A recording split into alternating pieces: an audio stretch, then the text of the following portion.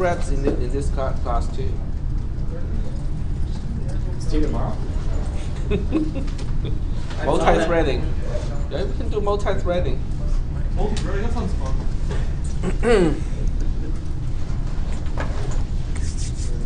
Alrighty. Well, let's go ahead and get started.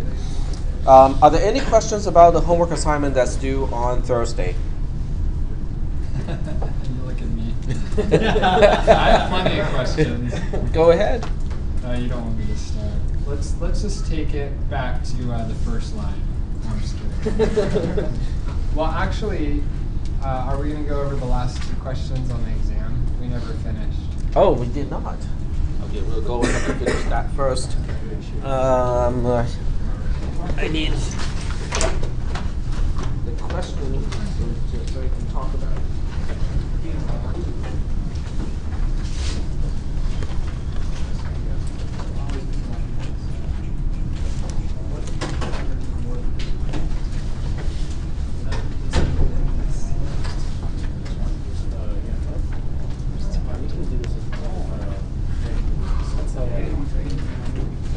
Can I borrow a copy of the exam for the first, the last two?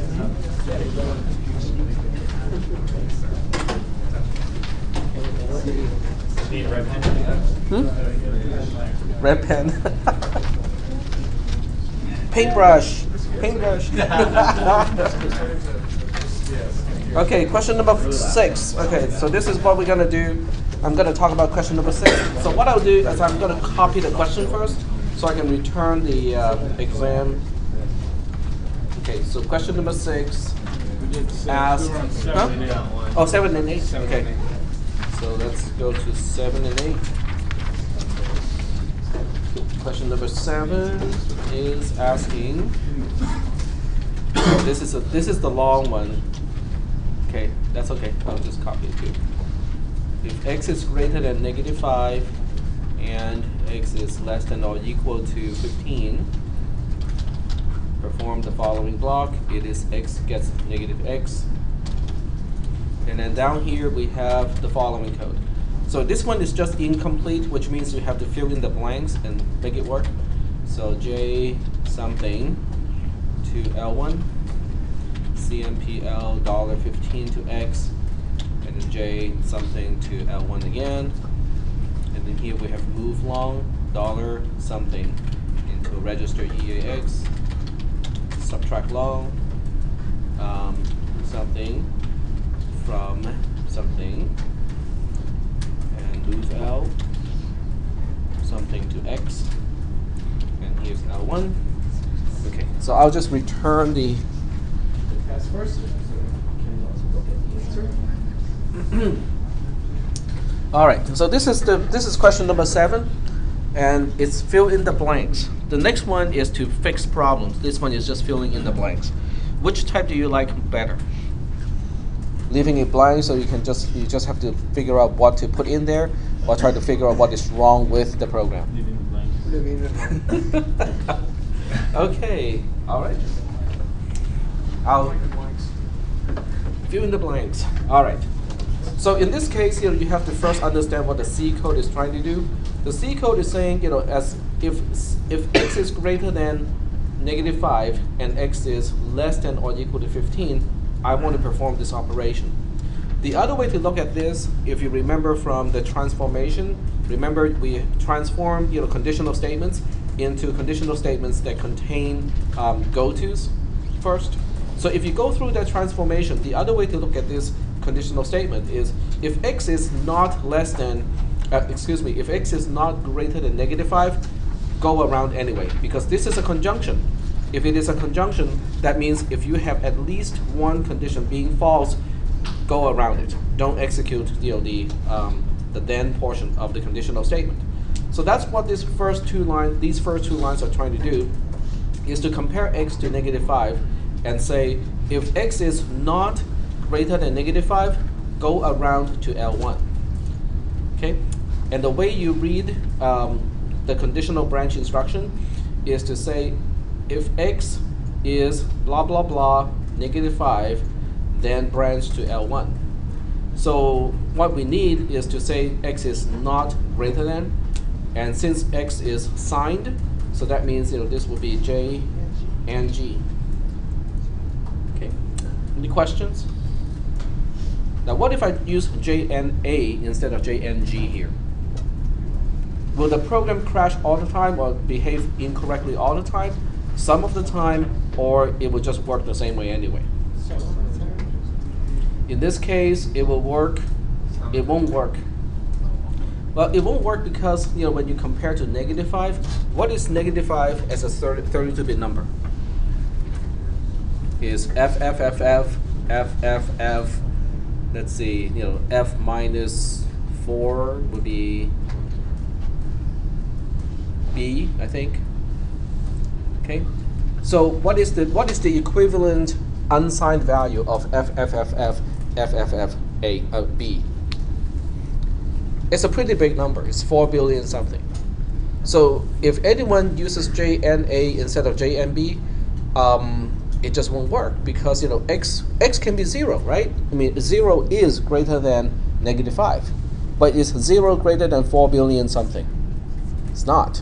So that means in this particular case, the program will most likely behave incorrectly when you use J and A instead of J and G. The only time, or the only 5 cases in which in this case it doesn't make any difference and it will work the same way, is when x is -4, -3, -2, and -1. Because those the unsigned representation of the same bit pattern, they're also greater than the bit pattern or the unsigned representation of -5. So only for those 4 values, that it will work correctly. But for all the other values, the comparison would actually be incorrect. I take it back. For about 2 billion of the values, it will work correctly. But for the other 2 billions, it won't work. Because it depends on where the sign is. Okay. It's kind of like half. Yeah, it works half the time. So is that half credit? Well, you can negotiate with your boss and say, well, since the program works half the time, can I get half the salary, right? The boss will probably give you half the severance call. Yep. I put LE less than or equal to, but I don't know if it exists. LE? I do not know. I really do not know. If LE does exist, then it's, well, let's see, J and G is, JLE would be the same. I don't know whether that particular instruction exists or not. It does. It does? Well, if it does exist, your JLE would work, it's fine. It has the same meaning. All right, so what about the next one? The next one says, if x is less than or equal to 15, I want to go into the conditional statement. So that means if I want to branch around the conditional statement, I want x to be greater than 15. So that means in this case, I want JG here because I want to say branch to label L1 if and only if x is greater than 15, which is the opposite of less than or equal to. All right, so let's say that x is between -5 and 15. What do we do with these 3 statements in order to have the negation of x stored in x itself? Well, in the class, some of you probably remember that to do the calculation of negation, since we don't have multiplication in this case, you can do it the same way as this. Does that make sense? The negation of x is 0 minus x. So when you see it like this, that becomes kind of clear, because what we want to do is to subtract x from 0 and then store it back into somewhere. But you can't do it with a single instruction because we are subtracting the first operand from the second operand. And that's why you cannot specify the 0 as the first operand with the subtract long, because if you subtract 0 from anything, you just get whatever that original thing is, which means you're not actually doing any type of changes to the operand, to the second operand. So that's why in this case you have to put a 0 into EAX first, and then you specify EAX as the second operand, and you're subtracting x from EAX. So that means EAX will become the negation of x, and all you have to do now is to store EAX back into X. Is that okay? Does this look remotely familiar? It was in one of the assignments. Any questions about this one? Okay. So let me save this, just so that we have a copy of that. Save it to today's folder. This is exam 2, question number 7. TXT. All right, now on to the last one. I just need to copy someone's exam and copy it.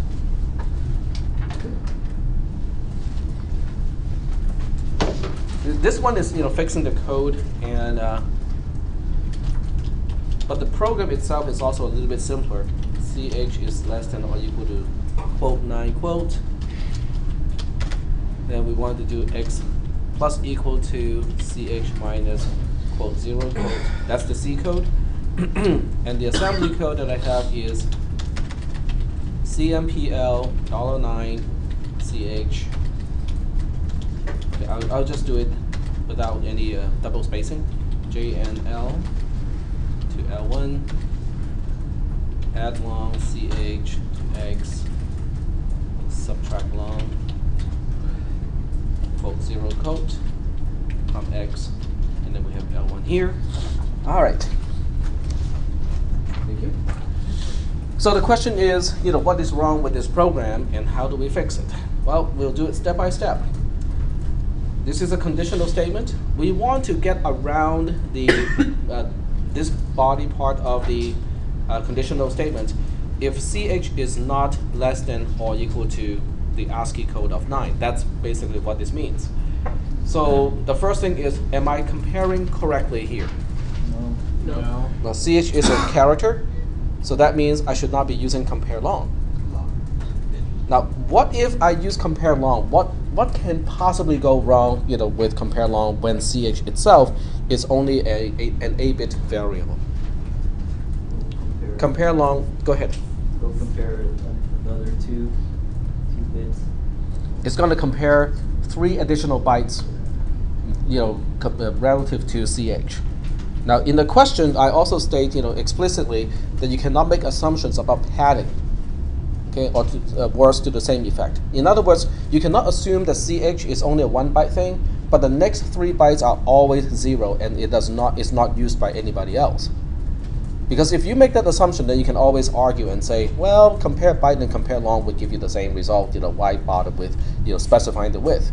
So that's why in this case you have to use the least or the comparison that only utilizes 8-bit and not more than that. So the first fix. Okay, let me just comment this out and then use the next line to indicate the correct answer. So the first thing we want to do is to change the compare long to compare byte. But the second thing we have to fix is we're not really comparing the numerical value 9. We are comparing the ASCII code of the digit 9. So that means, well, it's easy. You can either do it this way or you can specify the ASCII code of the digit 9. Either way works.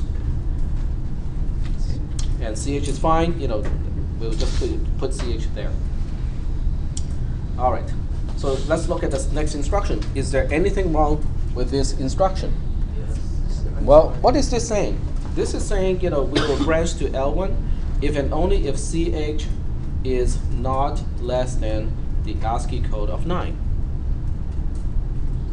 That doesn't seem to be what we want to do. We want to say if CH is greater than the ASCII code of 9, we want to branch around to L1. Is that right? So you have to change the JNL to what? JG. This is unsigned. Oh, if it's unsigned, then you have to use JA. There we go. All right. Now let's look at this instruction. Now, I know something is not right with this instruction. In fact, there are quite a few things that are wrong with this instruction. Let's start with the operands. What is the problem with just the operands, CH and X? They're both memory operands, and you can only have up to one memory operand with all instructions.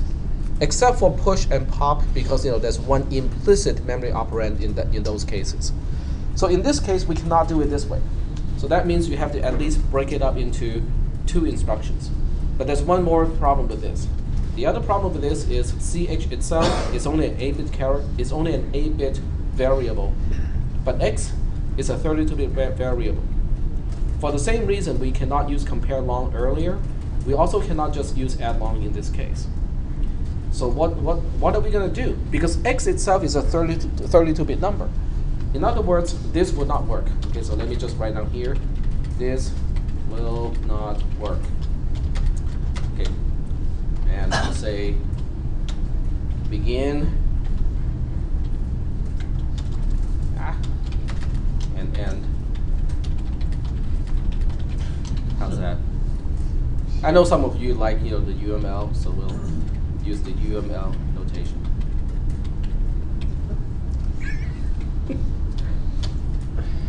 Okay, let's see what is not going to work. What is not going to work is simply to say, oh, we can do this pretty easy. We'll just go ahead and move byte ch to a 8-bit register, let's say AL, and then we'll use add byte AL to X. Problem solved. What is the problem with this approach? I mean, we only focus on 8 bits. And we avoided the problem of having 2 memory operands with either the add long instruction or the add instruction, in this case add byte instruction, and the move byte instruction. So what is the problem? If there's any overflow, it won't go into the next byte. Exactly. If this add byte instruction has a carry, that carry is actually meant for bit 8 of the result. Because the register is, an 8-bit register is only storing bit 0 to bit 7. What about bit 8 to bit 31 of the entire sum? So this will work sometimes, because as long as you don't have a carry from bit 7 to bit 8, this will actually appear to work just fine. However, if you do have a carry from bit 7 to bit 8, this will give you an incorrect result. So that's why this is not going to work, but it's close. Okay, it is very close to what we need. So what we need here is to cast an 8-bit number to a 32-bit number first. Then we can add 2 32-bit numbers without having to worry about the carry bit being propagated correctly. So what you need is to initialize EAX first with 0. In other words, we just make sure that the 32-bit register EAX is filled with 32-bit of zeros. And then we have the move instruction to make sure that the least significant 8 bits will be the 8-bit that we really want to add to X. And then in the next instruction, we'll use move add long, because when you use add long and specify EAX here, then we are adding 32-bit to 32-bit. There's no problem with the carry propagation anymore. So this would be the correct solution, and I have to kind of comment out the begin and the end tag. Can I just move CH directly to the 8? You cannot. Okay. The question was, can we do something like this? I'll put it in comments first. The question is, can we do it like this? It has the same problem, because whatever the 3 bytes after CH is, we are also copying that to EAX. And we have no idea what those 3 bytes are, because it can belong to another variable. Is that okay? So that's why this approach is not going to work. You really have to force the upper 24 bits to be 0 explicitly. Okay, so that part is done. We only have one instruction left to deal with. This is subtracting. In the C code, we are subtracting the ASCII code of 0 from CH plus X. So the way to do this is we're just missing a $ in this case. That's all. But TAC, isn't this a problem too? Because the ASCII code of 0 is an 8-bit number. Why is this not a problem in this case? Because the instruction is subtract long, so that means the assembler will automatically cast the immediate operand to its 32-bit representation. So even though the ASCII code of 0 only requires, I think, 7 bits to represent, it will make sure that we have a 32-bit representation of the same value when we specify $, quote, 0, end quote. So that's why we don't really have a problem in this case, because the assembler is automatically making sure that we use the 32-bit representation of the ASCII code of 0 and not just the 8-bit representation of it. So that's it. That's the answer of question number 8. So if you put B there, would that be wrong still? Sorry? If you had a B there, would the assembler still cast it as a long? If I have a B here, Yeah, if you force it like that, yeah, then. that would be wrong because the borrow is not going to propagate from bit 7 to the bits beyond. So this will work in some cases. Apparently, it will be working correctly, but in general, it is not correct.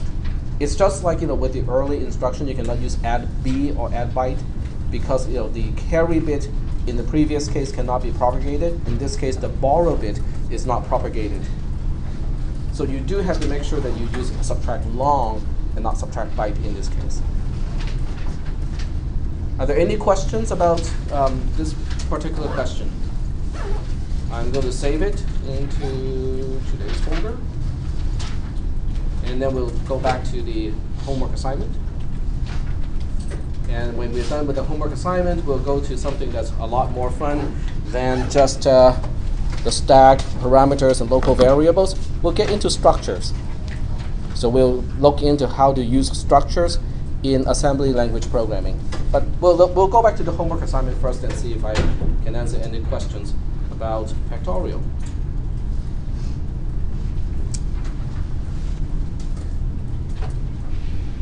But let me just kind of go over this line by line, just so that you can ask questions, when I go over those particular topics. Let's go over the topic of the parameter first. Do we know how to get to the parameter? Okay, it's all relative to EBP. Okay, so we know how to calculate the address of I, or more precisely, how many bytes are between parameter I and where EBP points to. That's what the symbol I represents using the convention that we talked about in the class. Now, once you know how to get to I, for the most part, this program is fairly simple. Comparing I to 0 is a single compare long instruction. And you use a conditional branch to determine whether to go here, or continue execution there, or branch to here. And that part is no different from any conventional conditional statement that we have dealt with before. When we return a value of 1, do we know how to return 1? EAX, EAX stores the return value as long as the return value has a scalar type that is 32-bit. Okay, but in this case, it's definitely 32-bit because I specified uint32_t, which implies this is a 32-bit return value. You can put it into EAX. Now, this is a little bit tricky because when we do it in assembly, when you move a value into EAX, it does not automatically return to the caller. You're just specifying the return value, but you're not exactly returning.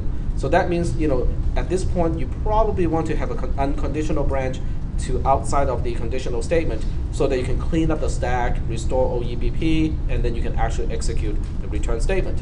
I do not recommend replicating that code at this point. You can do that as well. It will work just the same, except, I personally like one single exit point of the entire program. So I would just make one exit point here and then have an unconditional branch from here to here. But that's programming style. You will not have points deducted, depending on which way you do this part. Any questions about this part? The other part, for the else part, is how do you evaluate this expression? Well, do one thing at a time. I personally would do this part first. In other words, I will calculate what is I minus 1, push it on the stack, call factorial. When factorial returns, clean up the stack first, and then put either one of these into EAX, put the other one into another register, perform the multiply instruction, which is MULL, mul, and now mul is kind of interesting because when mul is all done, it will modify both EAX and EDX. Do you guys still remember that? EDX stores the most significant 32 bits of the product, and EAX stores the least significant 32 bits of the product. The only thing you have to kind of worry about is, am I modifying EDX that somebody else is depending on? But since EDX is not on the list of registers that a callee has to preserve, you can just leave it, trashed, because nobody cares. If the caller cares about EDX, the caller is responsible to save it first. Yep, question? No, okay. So that's the entire program. Any other questions? Has anyone read the main program part and understand it? A lot of hand waving. That's how you interpret the command line arguments, in a program. And this works in C. It works in just about any programs, because whenever let's think about a command that we use all the time. Okay, mkdir, mkdir, and then a folder name. The folder name is an argument to the command line program called mkdir, right? So how does mkdir know the name of the directory that I'm trying to make? This is how that information is passed to the program. argc states how many arguments there are, and the argv is basically an array of strings. Each one is one item on the command line. So if you understand this mechanism, you can now start to write programs that can take options, like dash something, or in Windows it's usually slash something, but you can take all the arguments that you want. You can parse the input to a command line program so that you can make your program do a whole lot more than just, run this program, it will do this. So if we implement main in assembly, do we get extra credit? You can't actually implement main in assembly because that information is passed on the stack already. So do we get extra credit? So you want to get extra credit? Do you really want to do that? Yeah, if it's extra credit, yes. Well, I will have to say that to the entire class. Is anyone objecting to that? For extra credit? Do we have any other options? Hmm? Do we have any other options? But it has to be your own implementation. It has to be your own implementation, because I can tell whether it's hand coded or don't dash yes. I can even tell whether it's inspired by -s. I'm a programmer, mind reader. Sure, if you guys want to do the main program also in assembly, that's go ahead. And I'll give you extra credit for that. But I have to remember that I said that. We'll remind you. We'll probably remind you. Okay. Implement main in assembly, and you get a 50% extra. For the whole class, 50%. That's really generous of you. By hand. How else could we do this? If not by hand.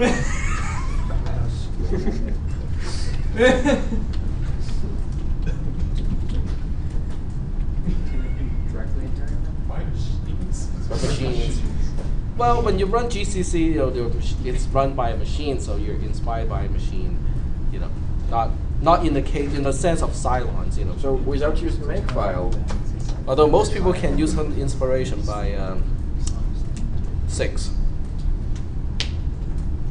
Caprica 6. Never mind. Retract that statement. Go ahead, sorry. So is it just without using makefile? No. This is just you just have to hand code it. You have to implement the program yourself, not using any help from the computer. So what if it doesn't work? If it doesn't work, you have to revert it back to the C code so that your program at least compile and runs. You'll be responsible for that. Do you get partial extra credit? No. Not inspired. Let me just make it more explicit. Not inspired by the compiler. Okay. You guys make good lawyer material. Everything has to be spelled out, exact, and have no wiggle rooms. That's okay. My 6th grader is the same way. Yeah. All right, so it is done. It's not going to be easy because we haven't really talked about arrays. Yeah, for the challenge. You're up for the challenge. All right. All right, so factorial is all done. And are there any additional questions about factorial? The minimum you have to do is to implement factorial itself in assembly, which I think is actually a whole lot easier than implementing main in assembly. No questions? This is all done? So we can now move on to something that is a whole lot more fun, because we are moving on to data structures. We are pretty much done with parameters and local variables, so now we are moving on to structures in C, and also pointers and stuff like that. We are skipping this particular part because one part of this link here talks about structures. So let me go there first so that we can talk about that. Well, maybe. Yep, the return value part is in assembly. I mean, it has to do with structure. Okay, we'll just go ahead and focus on this particular part. We have some sort of huge structure definition. Okay, it can have the structure can have hundreds of bytes. It doesn't matter, but it's a structure. We have a subroutine. This is actually specifying the return type of subroutine sub1. So sub1, for some reason, wants to return an entire structure. Does everybody know that you can do that in C? This is plain C, not C++. You guys know that already? Man, you guys know a lot more than C++, the C compiler than I did when I was in school. But that's before the NCC and all that stuff became a standard. All right, so we can have a local variable of the same type, struct huge myvar. Okay, and throughout this code, I can basically put stuff into all the members of myvar. At the end of this subroutine, I can return myvar. In other words, I'm returning a non-scalar. In this case, I'm returning an entire structure. The question is, how do we do that in assembly? Because EAX only has 32 bits, which is not enough to handle a structure. Starting address? Just return the starting address. Well, the starting address of myvar? Well, there's a problem with returning the address of myvar.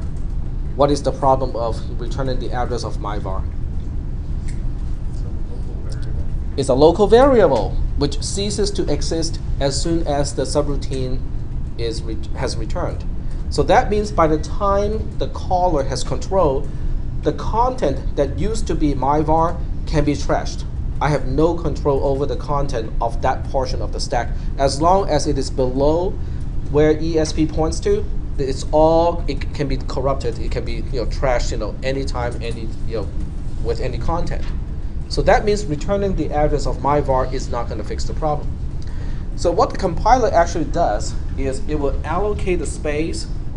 In the caller's code, it will allocate enough space for the return value, and then it will pass a pointer to the subroutine that is pointing to that space. So the subroutine knows where to put the return value when it is all done.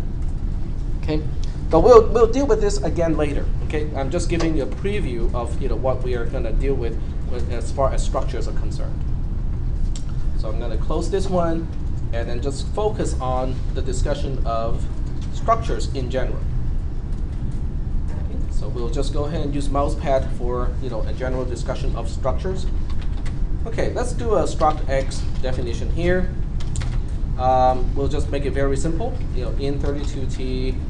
Well, let's start with in8t. Okay, this is an 8-bit signed integer. We call this X and Y. And then we have a 16-bit type here, call it Z. And then we have a 32-bit int here, call it I. And this is my struct X. The question is, do we know where X, Y, Z, and I are relative to the beginning of the entire structure? Hmm? Do we assume padding? Aha! That's a very good question. That would be the big question to ask is, how does the compiler arrange all these things?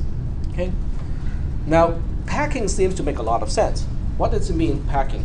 Packing means X is going to take up 1 byte, Y is going to take up the next byte, consecutive. Z is going to take up the next 2 bytes, and then I will take up the next 4 bytes. So that means this entire structure will fit within 8 bytes. But that's not always the case. The compiler can decide, I don't want to do it this way, because the compiler says, I want to do it this way. X, even though it only requires 8 bits, I'll give it 32 bits anyway. I'll give it 4 bytes. Y only requires 8 bits, I'll give it 32 bits. Z only requires 16 bits, I'll give it 32 bits. I requires 32 bits, I'll give it 32 bits. In other words, the compiler can easily, just as easily, say that this entire thing will take up 16 bytes. But why would a compiler want to do something like that, wasting space? Well, it's partially because we have, more than 4 gigs of RAM these days, and we can afford to be wasteful. In the good old days, when you only have, 16 Ks of RAM, you kind of have to watch what you're doing. Yep. Properly aligned memory access is significantly faster. Yep. Aligned memory access. What does it mean when we say aligned memory access? Aligned memory access means, you're always, the address of something is always divisible by 4 with a 32-bit machine. Okay? Now the stack particularly doesn't like to be misaligned. If your stack pointer is not, does not contain an address that is divisible by 4, the performance of your computer can go all the way down, because every time you want to pop a 32-bit, something, it actually has to do 2 32-bit access in order to grab something, because it is out of alignment. So you're doubling the number of memory access in that case. And the compiler can decide not to pack, whether it's packing or not is entirely up to the compiler. Now, even if the compiler is packing, there's no guarantee that it will use 8-bit for an 8-bit variable. It can decide to use only 16-bit increments. There is a guarantee. Sorry? There is a, because the types you're using, there is a guarantee though. Those types give a guarantee. Now, how about this? What if I decide to do something like this? Well, no matter what you do, int AT will always be 8 bits, period. Because that's what standard says. It can't not be 8 bits. Cannot be? It can't not be 8 bits, no matter how you do it. The padding around it could, but the actual, it's always 8 bits. It can't make it bigger or smaller. Right, but the padding can be variable. That's up to the compiler. So now the packing gets a little bit more challenging, right? Now, if the compiler is smart enough, it can say, hey, I can still pack this. I can still pack everything into 8 bytes, because I can pack everything still into 8 bytes without losing the alignment, because no one says that Y and X cannot be consecutive. There's no guarantee. In other words, the ordering of the addresses of the members of a structure, they do not have to follow the order of the definitions. Unless someone can point to an NCC document. I will pull that up. That's because that would be go ahead and try to find that one. Because if I were to write a compiler, a language, I would not put it into the specification of the language. There's no need to do so. Because most people would just say, I want to access member Y, I want to access member X, I want to access member Z, or I want to access member I. Why does it matter which one is following which one? It does not. Okay? So under normal circumstances, for most people, the ordering of members should not make any difference. Okay? But that makes assembly language programming quite a bit difficult, because how do we do something like this in assembly? Okay, let me give you an idea of what I mean by that. Okay, let's take a look at a simple subroutine. Say void, and we'll make this very simple. We'll just say void init x, and we'll pass a pointer struct x is a pointer. I mean, PTR is a pointer to a struct X. And all it does is to say PTR points to X gets 1, PTR points to Z gets 2, PTR points to I gets 3, and PTR points to Y gets 4. That's all. Okay? This is the entire subroutine. It wants to initialize a struct X object or memory location, and with those specific values. How do we do it in assembly? When we have no idea how the members are organized within the structure. You can't. There's no way to do it.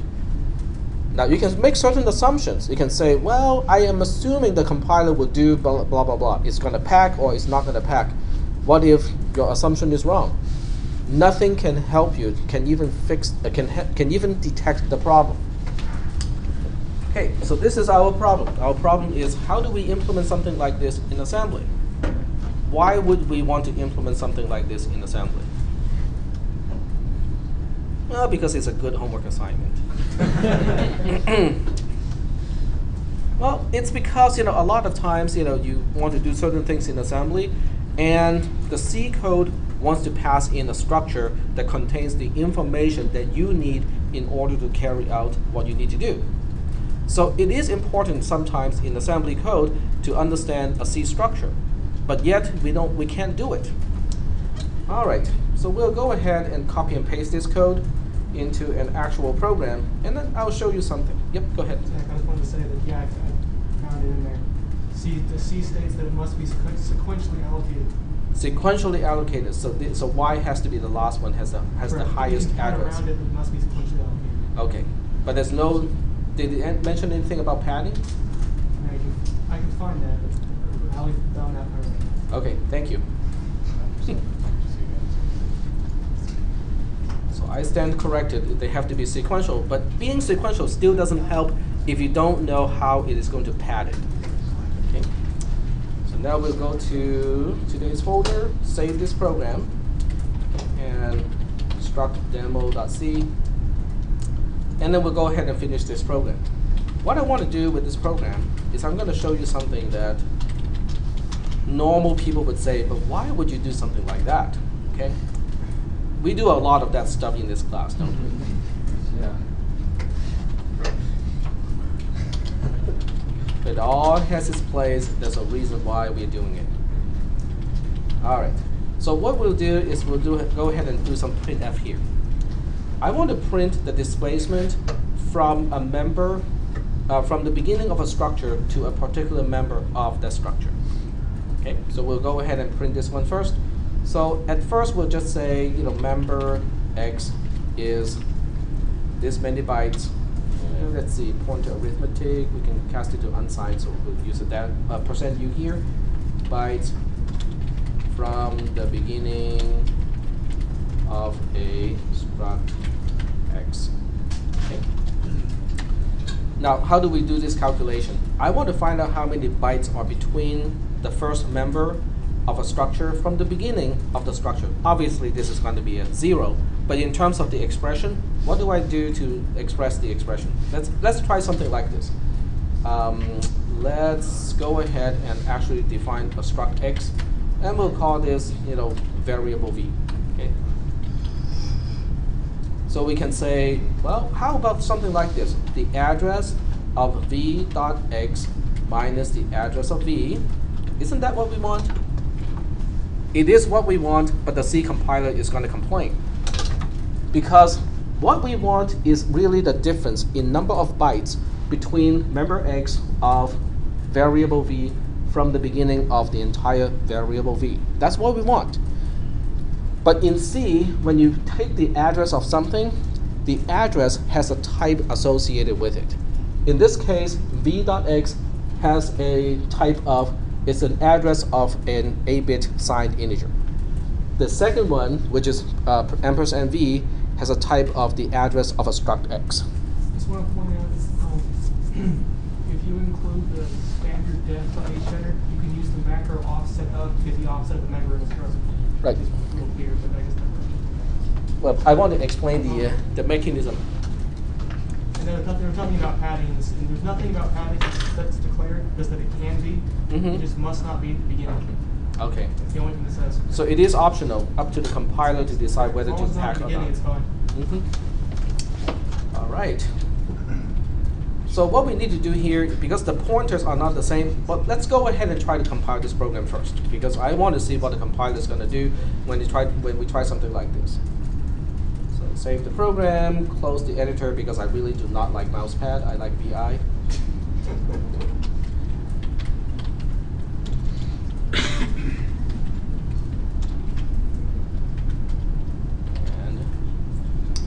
We'll go ahead and try to compile the program. GCC-o struct demo struct demo.c, and it's going to complain because I forgot to do a pound include of std int first. But well, okay, fix that one first, because a lot of times it doesn't make any sense to fix anything else until you fix the first error. So stdint.h. Again, this time we only get one error. On line 25, it complains about having int 8 underscore t and struct x asterisk. And those two pointer types are different, and therefore we cannot have a binary subtraction between those two pointer types. It makes sense, okay? All right, but that's an easy way to fix this. The easy way to fix this is to cast everything to a char pointer. So now we can cast the first one to a char pointer, cast the second one to a char pointer, and now everything is good. Because not only are the types the same, but they're also 1 byte each. So that means whatever we are returning here will be in number of bytes instead of number of 16-bit or numbers of 4 byte increments. Okay. So we'll go ahead and compile the program again, and it works. It compiled, and it prints that member x is 0 bytes from the beginning of a struct x. Well, we kind of know that already just reading the program, right? Because x is the first member of the entire thing. But then we can go ahead and do the same thing with the other 3 members. Obviously, I should have used macros in this case so that I don't have to do all these modify z I y. Okay. And here it tells me that well, some padding is happening, even though it doesn't seem to make a whole lot of sense. Okay, member x is 0 bytes from the beginning of a struct x. That makes sense because it's the first member of the entire structure. But z is 2 bytes away. And now z is our 16-bit thing, and x is a 1 byte thing. So 1 byte is used to pad it. Okay, not 3 bytes, 1 byte. Okay, I is our 4 byte thing, so it takes up 4 bytes, and naturally y is the last one, and it's 8 bytes away from the beginning of the entire structure. Okay, so we want to look at this program again, and we'll print one last thing. We'll go ahead and print the entire size of the structure. So we'll say the size of a struct x is %u, and this time we can use the size of operator or the size of directive, and we'll use. You can either use size of struct x, or in this case we can use size of v. It will do the same thing. Recompile the program and then rerun it, and it tells me the size of a struct x is 12 bytes. 12 bytes, but it only padded x with 1 byte, so it should do the same thing with y, which means the entire thing should be 10 bytes and not 12 bytes. Nope. It wants to pad the last one until it is divisible by 4. Okay, so a lot of things are not as what we expect. Okay, because the compiler has its own reason to do things like this. The particular reason why it wants the entire structure to be 12 bytes is when you have an array of struct x, it wants to make sure every element is at a 4 byte boundary and not off from that offset. Okay, all right. So this is all good, but how is this related to assembly language programming? In other words, how can we use a program like this to help us deal with a structure like this in assembly? Well, let's go ahead and change the program one more time. And this time we'll make it kind of more cryptic. Well, the output, just the output. You can always just turn off padding. Sorry? So you can always just turn off padding. Turn off padding? Turn off padding. Turn off padding. Don't need to do that just yet. Okay. So instead of using the sentence member blah blah blah is so many bytes from the beginning of a struct x, I'm going to use this notation. We'll say x underscore x equals %u. The first x, the uppercase x, refers to the name of the structure. The second x refers to the name of the member inside the structure x. Is that okay so far? And we'll do the same thing with all the other ones. So this one is z. And then we'll do the I. Okay, so this one is I. X underscore I equals to %u. And then the last one is y.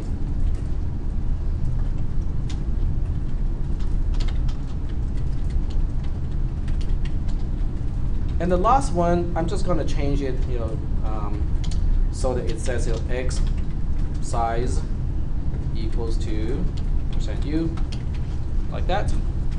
Okay, that's my program. I'm going to recompile and then run the program again. And this is expected, right? I mean, nothing really surprising here. Same numbers, just changing the prompt, changing the description, before the number itself. Okay, are we still doing okay so far with everything that we have done? Except there's nothing that we have done so far has anything to do with assembly language programming. Other than that little fact, everything is good. Yes? Okay. So now we're going to do something like this. Okay, we'll say we'll run struct demo, but we'll redirect the output of this program into, well, let's call this struct x.inc. Okay. In other words, I just captured the output of the entire program from standard out to a file. Can we kind of guess what is the content of that file? Yeah, we can we have a general idea of what the content of the file is. It's something that we are quite familiar with. Okay. All right. So where do we go next? How about dealing with that subroutine that we were talking about? Let's take a look at that subroutine first. That subroutine is in struct.demo.c. We're talking about initx. Okay, nothing fancy. All it wants to do is to initialize a struct x that is pointed to by ptr as a parameter. That's all it wants to do. But now we want to do it in assembly. Okay, let's try to do it in assembly. This is from line 13 to line 20. So 13 to 20 yank. And we'll go ahead and create a file called initx.uppercase s, because this time we want this program to use a preprocessor.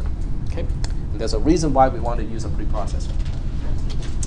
All right, so inside here we'll say inside this program, the first thing we do is pound include. How do you call it?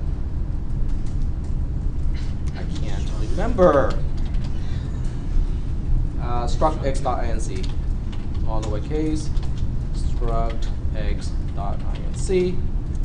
What do you think this will do to the .s program? The same thing that pound include does with a regular C program. It's just a preprocessor directive.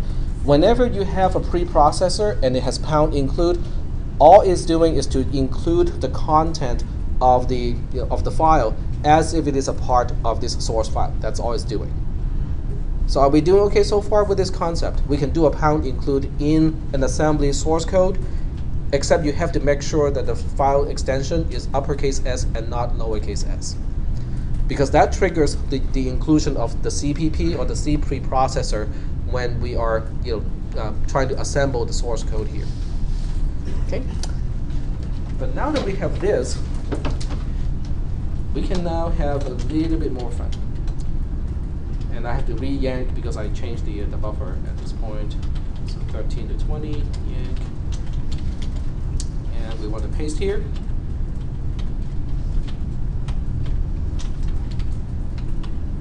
Change the beginning of each line with 2 pound signs, because 1 pound sign is not enough to escape everything at this point, because the preprocessor is going to kick in.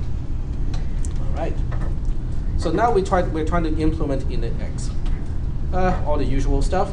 Okay, global initx to export the label initx. .text to make sure that we're in the code section. And inside the subroutine, we will do exactly the same thing that we have been talking about. The first thing is push EBP. So that means the last thing to do is to pop EBP right before the return instruction. And then we'll also move ESP to EBP. And then before we pop, we'll do exactly the opposite. We'll move EBP to ESP. All right. And we'll also give symbolic names to everything on the stack. Now, if you don't want to start with EBP, that's fine with me, but I always start with old EBP because that's the origin of everything. The return address is old EBP plus 4, and that means the parameter PDR is going to be return address plus 4. I do not have any local variables in this case, so there's nothing on the other side of where EBP points to. Are we doing okay so far? Now let's go ahead and take a look at this particular C code and see if we can implement it in assembly. What do you think? Well, first of all, let me ask you this question. What is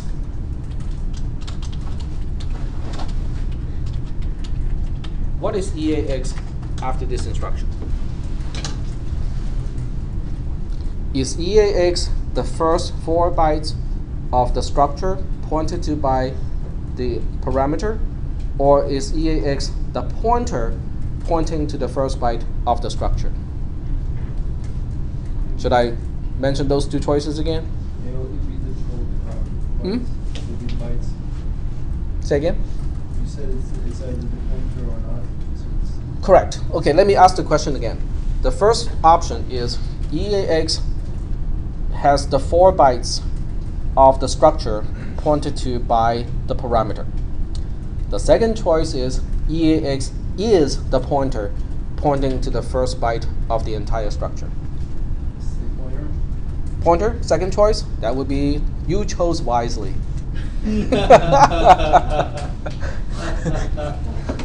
I cannot do the voice of the what is he? He's an old warrior, right? But there's a name of that kind of warrior. What is the kind of warrior? Indiana Jones. Hmm? Yeah. He's a Templar. He's a Templar. Yeah. Yes, you chose wisely because in this case, what is on the stack? On the stack is the pointer. Now the pointer can point to anywhere. The pointer can point to the heap. It can point to a local variable that is also on the stack. It can also point to a variable that is a global variable. So we have no control over where the pointer points to. So EAX is the pointer at this point. So we will just say that EAX is the pointer, not what the pointer points to, but the pointer itself. Okay, now that EAX is the pointer, can we use one single instruction in assembly to finish up this statement in C? Well, we can start with that because we are just copying a constant of 1 to something. All right. We know that EAX is used for dereferencing purposes, so we know that there's probably something like this, okay, in the entire operand.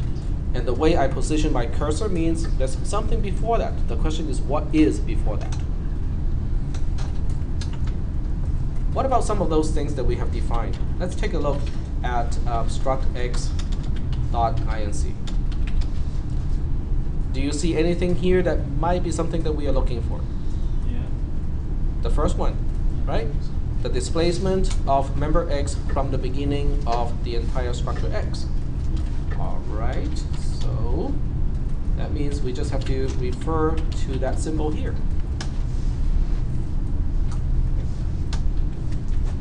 That looks like me when I'm really sleepy.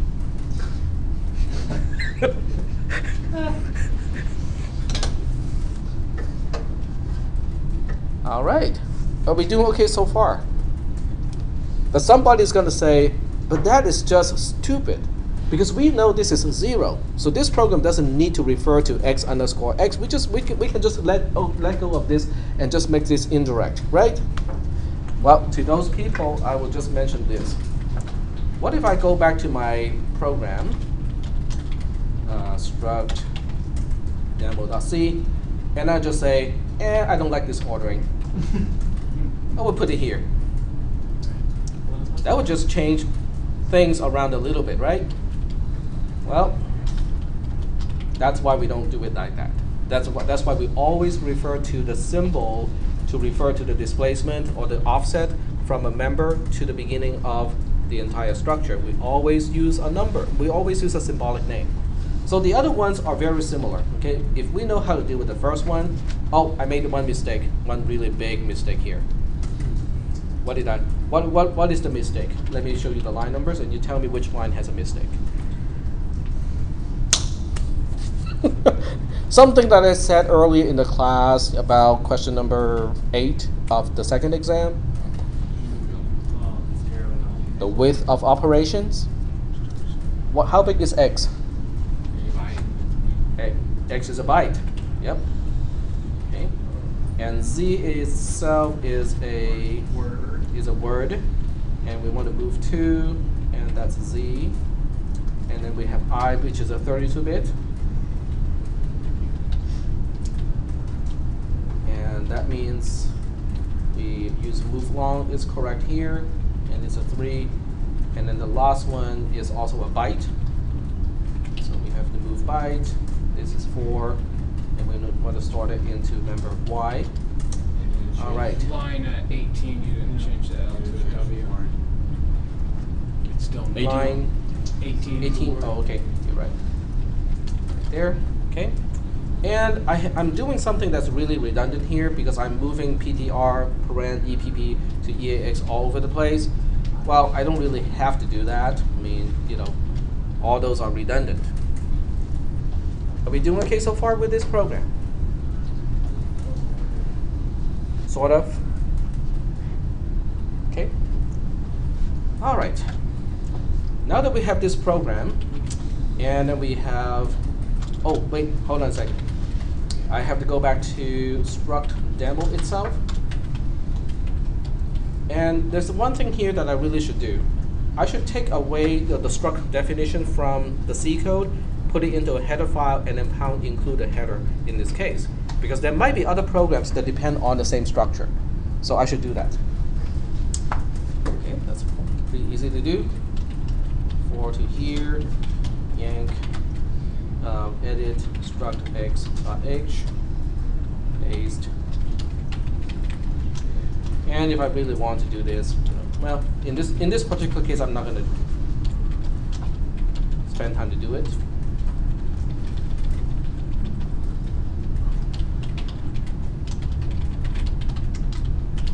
All right. Okay. So now I can try to combine everything because I have all the pieces already.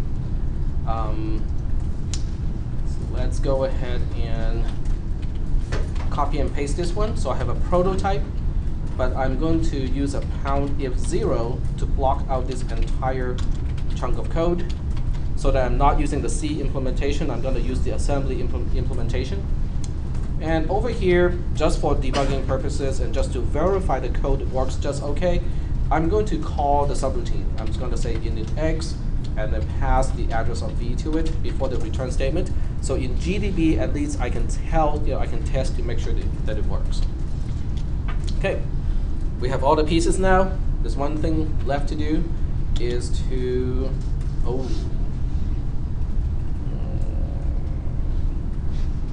I'm combining two things into one, and that's why I'm running into this problem.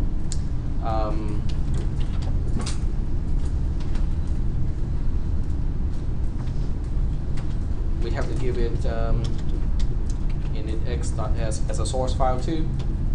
Okay, the first time it's not going to work because when you look at, I'll show you why this is not going to work. We have struct uppercase x.h, which is the C version of the structure definition, and then we have struct lowercase x dot inc, which is the assembly version of the same thing. They don't match because I changed the x member. Remember, I changed it from the first place to the last place? They don't match anymore. Now, how do I change this program so that they match? I don't have to do anything myself except for running struct demo and then redirect the output again to struct x.inc. Now they lined up. Is that okay so far? Do you think the program is going to do the right thing now? I need to do it one more time to utilize the result of the updated INC. All right, so we'll do it one more time to recompile. Okay, now we can use GDB. Oh, I forgot one thing. Forgot the -G. So there's no debug information in the executable right now. So GDB struct demo.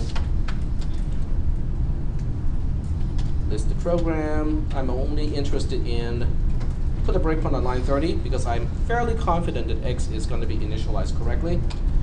Okay, run the program and print V. Is that what we want? Yep. Why is that 9? I thought it was added if it was.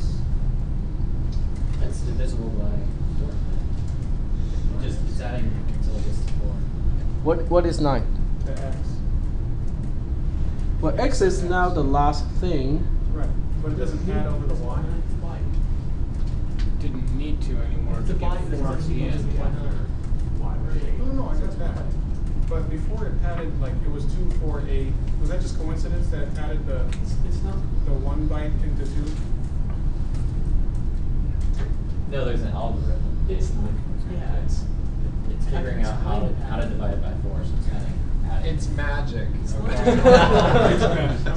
But I think Hardy just brings up a very good point. Is you cannot predict it. You can. You can if you read the source code. No, not the source code.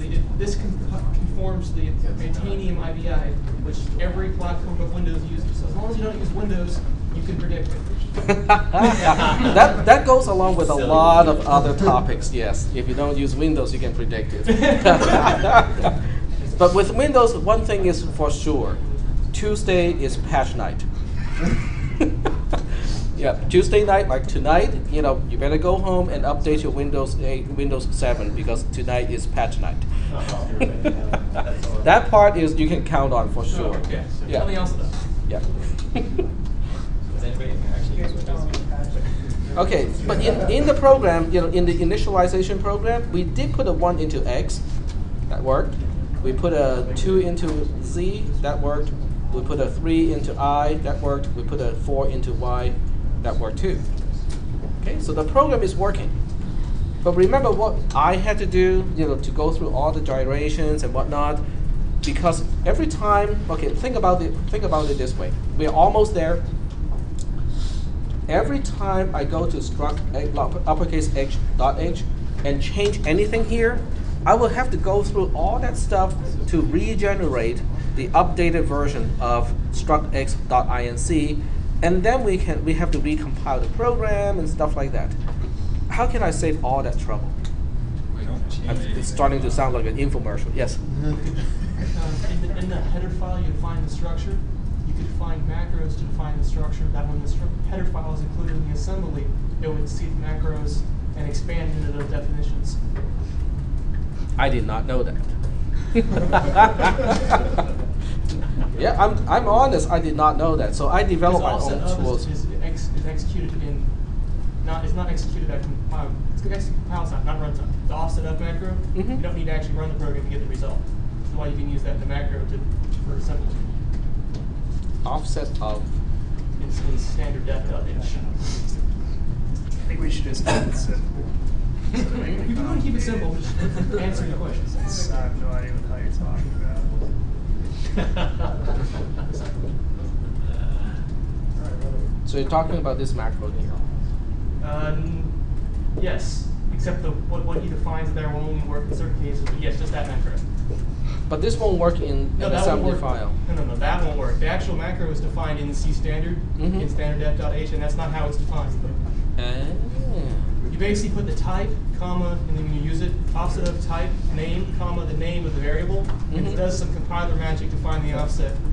So it is not an actual macro. It's not it an is- actual macro, it's a magic Okay. macro. There you go.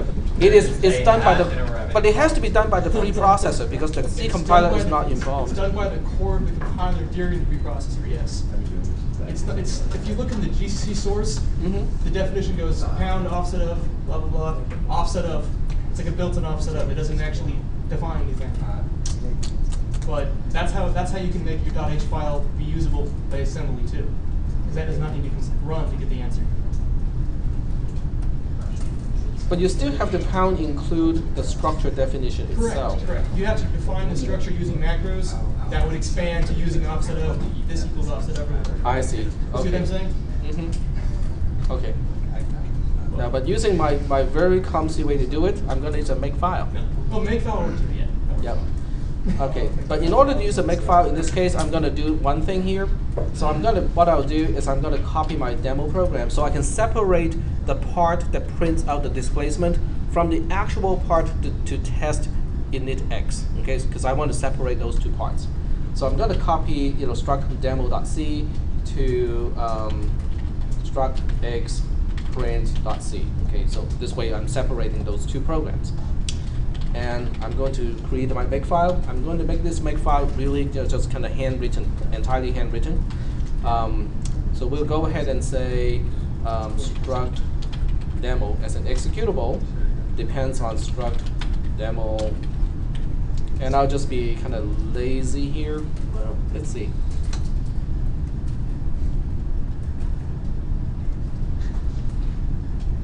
Really have to think about being lazy, huh? Well, I want to be lazy and still be able to use the magic that we used earlier with our other makefiles. Okay. Okay, so that's the catch. That's the catch. We have to use the magic that we were talking about before. Okay, let me see. Okay, find, because I cannot remember when we talked about that. I know it's in year 2012. Narrows down. No.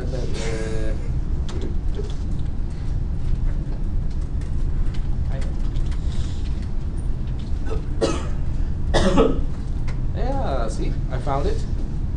It's I think it is pointless.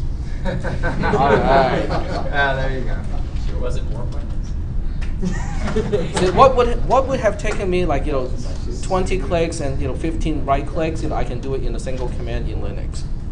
In Windows, I'm pretty sure you can search for a particular file with a certain content and whatnot. Yeah, but that would have taken me like 30 clicks. In here, I'm just typing the command and get it.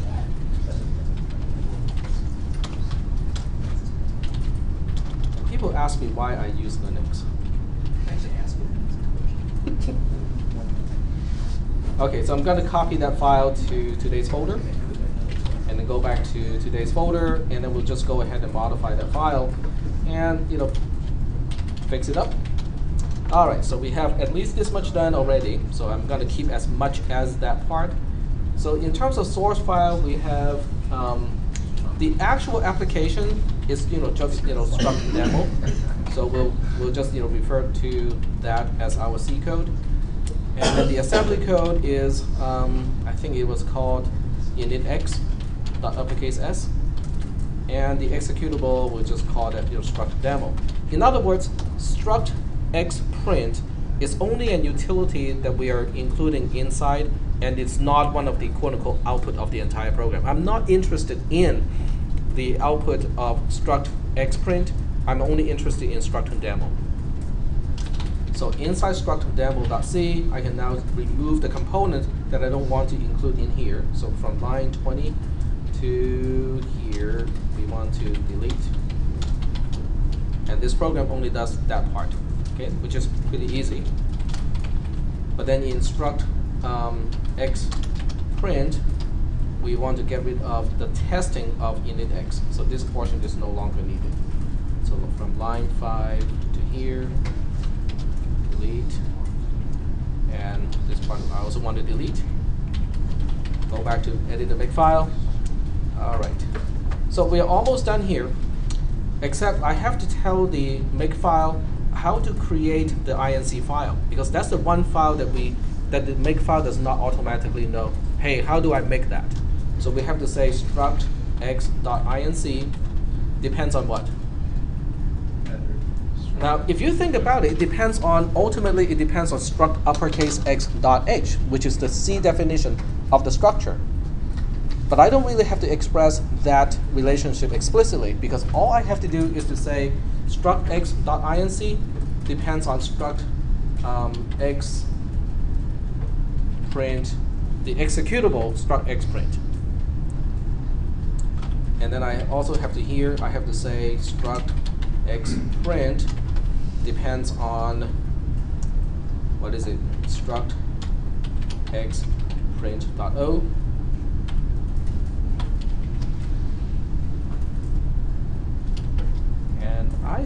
And then we have to say, okay, just knowing that if I update this executable, we have to update the include file. It doesn't tell the makefile how it happens. So we have to tell the makefile how to make this happen.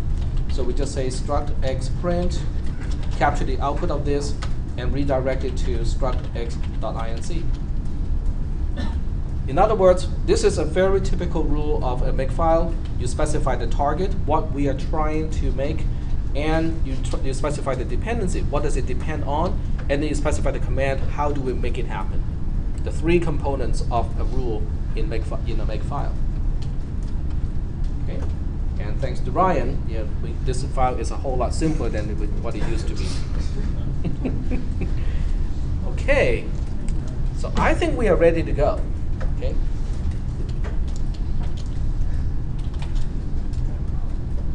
All right. Okay, now this part really doesn't show whether it works or not. Let's go ahead and go to struct x.h and make some changes. So I'm just going to reorder things a little bit. Okay, more remodeling. Make again. Well, let's see what it has been doing so far. What it has done so far is actually correct. Except for this part here, struct x print not found, because it doesn't know how to create struct x print. Oh, it does. Struct x, oh, I know why. Silly me. Because the local directory, the current working directory, is not on the path. You have to do a / to say, yes, it is in the current working directory. Back again. And that's because struct x.inc is empty. Because it didn't run the other file. Touch struct x.h again, make it created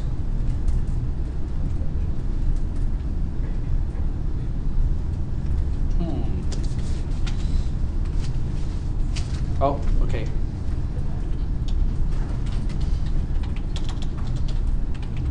There's one relationship that is not explicitly stated.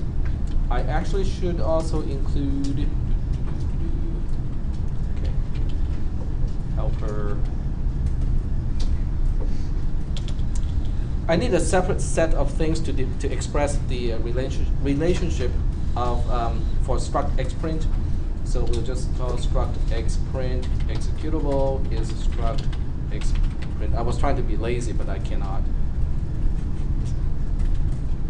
And then we have to say struct xprint source is struct xprint.c.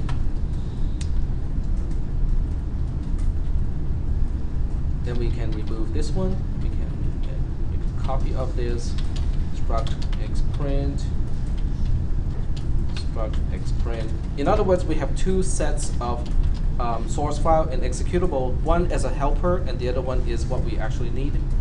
This one we still need, but then when we specify the pound include things here, we have to include the other one too.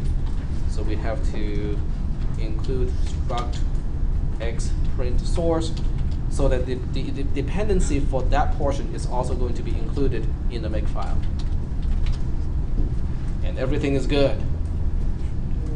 Yay. Okay, let's go back and look at the magic again. Okay, did you guys, did you understand what I was doing?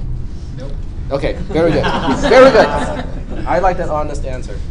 Just like, I was honest and told Ryan, I did not know that. Okay. Okay, what we have originally is the setup to specify what source files are used to create which executable. We only have one executable when we first started out with this make file.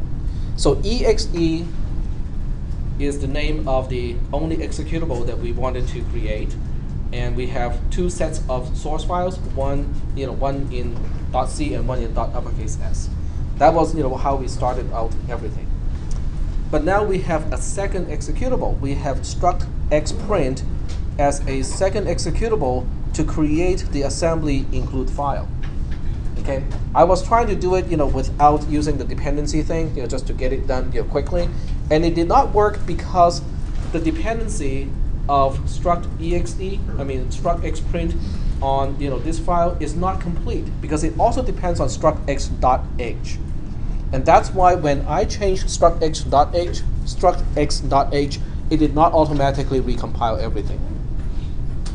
So that's why I need to specify a second set of rules, or a second set of variables, to say struct xprint.exe is this name, and then it depends on this particular source file. So when you look at how we create the executable, it's the same way. It's the same structure. The executable depends on the object files, but the object files are just a modification of the source files. Except in this case, I don't have the assembly file because it doesn't need initx. This one still has to be stated explicitly, because without this stated explicitly, there's no way make itself can figure out that struct x.inc depends on the executable struct xprint. Okay, so when you look at the actual dependency, okay, let me try to use mousepad to express the dependency, or we can just put it inside the make file itself. So this will be kind of self-documenting. Okay, so let's take a look at the dependency. The dependency is struct demo depends on what? Well, obviously it depends on struct demo.c, but that also depends on struct x.h. We also want to include initx.uppercase s. Is that okay so far? But initx.s depends on, okay, let me make this in a nested structure way. Okay, struct demo.c depends on struct uppercase x.h. Is that okay? Because there's a pound include in the .c file on that header file. Now, for the same reason, the compiler, the make utility program, can also go through all these commands and figure out that initx.uppercase s. That's not entirely true. Well, we'll just state it this way, and then we'll fix it later. Struct x.inc, because it's also a pound include. Are we doing okay so far? But we also specify in the rules, this particular rule is the link between the main executable that we want with the helper executable, which is struct xprint, because that rule specifically says this. That rule specifically says struct x.inc depends on struct xprint. Are we doing okay so far with this? But what does that executable depend on? Struct xprint depends on, well, that dependency is stated here. So technically speaking, we have to go through all these steps, the .o file, and then we have to go from the .o file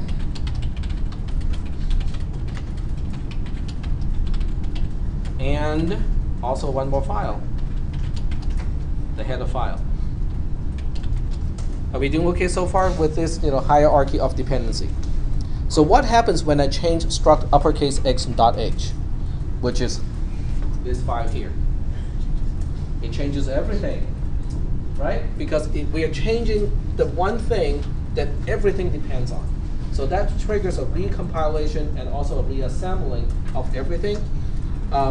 First of all, it's going to, so make is trying to figure out all the dependency so that it knows which one to fix first. And if you look at this dependency list, it knows that we cannot recompile struct demo because struct demo also depends on, it depends on init_x. Init_x depends on struct x.inc, and that one depends on struct x_print. Struct x_print depends on struct x_print.o. Struct x_print.o depends on struct x_print.c and struct x.h. So this is the first thing it's going to fix first, is to recreate struct x_print, the executable, and then it will use it to regenerate struct x.inc, and then from there it can reassemble everything. So let's go ahead and see if that is really the case. Touch struct uppercase x.h, which is the header file for the C code. Say make, and then we can see that the first thing it does is to recreate the object file of struct_demo.h. struct_demo.o. Is that okay? It's perfectly fine because this is a .c file. It's a C file. It does not depend on the inc file. So we can recompile it into the object file just fine. That's not a problem. But you can also see in the other part, it does not do the reassembling of init_x until it has recompiled struct x_print.o, relink struct x_print, and then use struct x_print to recreate the assembly version of the header file. And only after that, it's going to reassemble the assembly version of the header file. Now, once we have both the C code and also the assembly code in object files, then you can relink everything into the executable, which is our struct demo. Is that okay? It's kind of convoluted because we are writing our own little helper tool to regenerate a header file that is needed for our main executable. But the end result is it is fairly portable because every time I go in, the only thing this cannot do is when I add a new field here, let's say int char ch 20 here, it's going to re-trigger everything, and the program will still run correctly, except it doesn't know the new member anymore. The offsets will still be calculated correctly, but I cannot, in assembly, I do not know the existence of ch as a new member because we never included that in struct x_print.c. So for that, you will have to modify the C file to make sure that you include the definition of that symbol. But existing code will still work just fine. It's just that you cannot refer to the new member. Are there any questions? Can you guys guess what your next homework assignment is going to be? We don't want to guess. Complex numbers. Come on, complex numbers. We'll have multiply, add, subtract, and so on. Sorry? So yeah, using the FPU. FPU. FPU. Oh, floating points? FPU. FPU. We will just use integers for our complex numbers. Make things a little bit easier.